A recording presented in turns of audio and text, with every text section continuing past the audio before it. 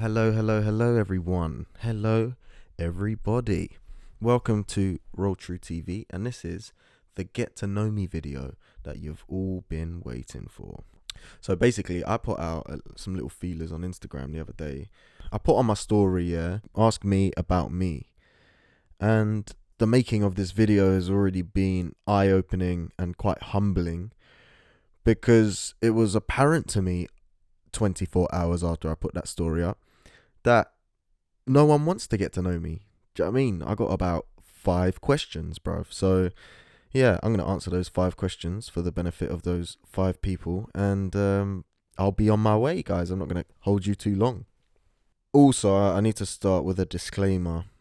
I'm going to call this video Get to Know Me, but you're not going to know me after this video if you didn't know me before it. So don't be upset if I don't give you all the juicy, intimate answers to juicy, intimate questions that you were hoping for. Don't feel shortchanged or anything. I'll do another video as well, and perhaps after a few of these videos, you really will know me. I am not a foodie. Like, even today, I haven't eaten today. So my eating habits are bad. In fact, I don't have habits. There's no pattern. But let me try to think of a favorite food.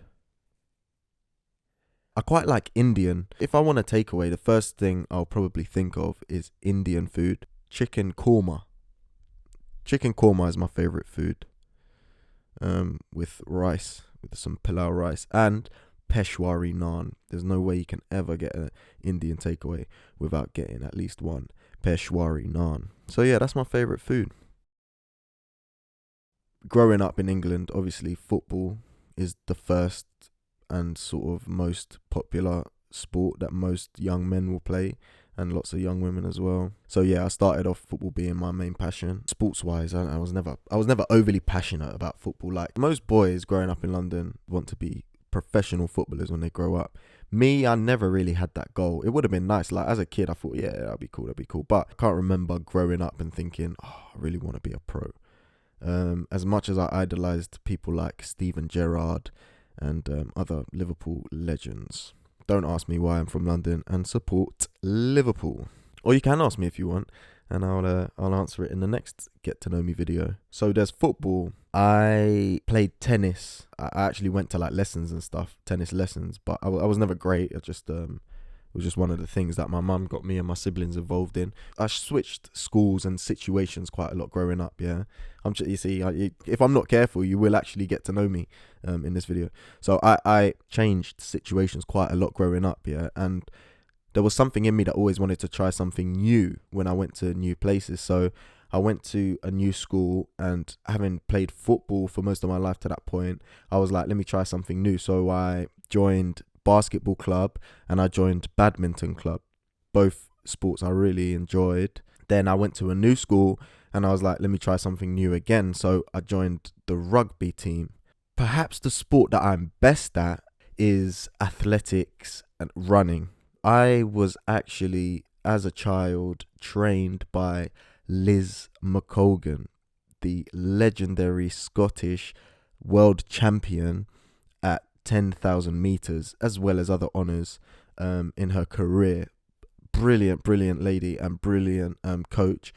My best distances were always the longer distances, although I did fancy myself quite quick. 3,000 meters and 5,000, 10,000s, those sorts of disciplines I was better at. I did see myself at the Olympics. There was this girl as well who was in my sort of group in the running club, and she also saw herself at the Olympics. The reason I say that is because I remember having a conversation with her like, yeah, I'll see you at the Olympics, we'll both be there, man. But obviously in the last 8 years or so, I've been all about the roller skating, and I still play football casually sort of in my spare time. And also recently I bought a skateboard, so that's something I'm trying to dip my toe into there. Art wise, I've played instruments for most of my life. Actually, it's a similar story with the instruments as the sports. Like I was more of an instrument hopper, so I couldn't really say I can play this or play that, but I can tinker with most instruments, you know. I'm quite musical, so if I was to sit at a new instrument, I might be able to pick it up and play a tune, get a feel for it quite quickly. So writing songs, writing lyrics, prose and poetry. I consider writing an art. Do you know what? I really love creating anything. Like, I drew a mural on my wall that I need to get painted in. I'm neither a mural drawer, painter, nor anything like that, but I just enjoy creating, you know. So look, I made myself a wall rack for my skates. I just really enjoy creating, and so I feel like I am an artist. Well, I am an artist. For this one, a couple people asked how old are you, and I've already answered this. Basically, the answer is on Roll True Mag in the Rolling with Bash episode. If you can be bothered to go and find it there, then you can know how old I am. Otherwise, how old do I look? Put it in the comments below. Okay, the next question. This was asked by someone who knows me, who knows that I love biscuits. I told you before I'm not a foodie, but biscuits, damn, connoisseur, absolute connoisseur. I prefer the more boring biscuits, actually. It's quite funny. I think I'm a boring guy, actually, because I prefer the more basic kinds. What would be my all-time favourite biscuit? It might be a chocolate bourbon, milk chocolate digestives. Wow. It's hard to beat the more simple ones. Even shortcake. I'm going to put up pictures for you guys, just in case you're not familiar with these biscuits. If I could go for one, I would say milk chocolate digestives. Good question. I do read books, but not often. As a kid, I grew up reading like so much. I used to walk down the road reading and stuff. Like, I don't know. I stopped reading at one point, or it slowed down a lot. But then I started again. Obviously, going uni, I had to read, but I didn't. Do you know what? Over lockdown, the whole corona malarkey, I got back into reading, and I bought lots of books. More books than I've read since, but that's okay. Yes, this one, Letters to a Young Contrarian by Christopher Hitchens. Brilliant, brilliant author, brilliant orator. Like, whether I agree with what he says or not, just the way he expresses himself is really inspirational to me. Go on YouTube and look at Hitch Slaps. They call them Hitch Slaps, yeah? It's just him responding to people, because he used to do a lot of debates and stuff. People would ask him questions, try to catch him out and stuff, and he would just come back with the craziest responses, man. The reason this book's called Letters to a Young Contrarian is because there would be a certain excitement for him when his opinion was contrary to that of, you know, the popular one, which I recognize some of myself in that. And look what I've done. I used little post-it notes to mark places. A lot of these notes would just be words that I didn't know. So there was so much in this book that resonated with me that you can just see sticky notes are sticking out everywhere. Interlocutor, a person engaging in dialogue. And yeah, man, I love him. That's my guy still. I've just whet my own appetite. Do you know what? I'm going to throw it on my pillow so that... Hey, good throw as well. So that, yeah, tonight I'm reminded. This is going to be the last question. I did send out a message to everyone saying, if you want to ask anonymously, ask me on Ask FM. Do you know what? Actually, I remember in sixth form where everyone was doing Ask FM, and I was scared to do it because I thought no one's going to care to ask me a question. And you know what? Same things happen now, but I'm just not as embarrassed as I was in sixth form. I'm from two countries. My mother's English, my father Guyanese. And so I would say very simply that I am more patriotic on the Guyanese side than the British side. They say familiarity breeds contempt. Maybe that's got something to do with it. Or maybe I just feel like England has enough people in its corner. Do you know what I mean?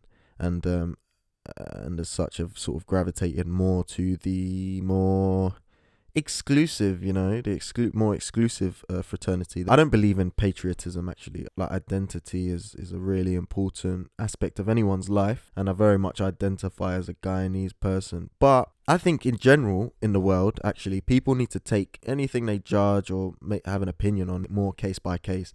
I think subscriptions to huge overarching identities, or I don't know, you know, kind of waffling on this one. Not waffling, I'm trying to get out what I'm trying to say. Let me think.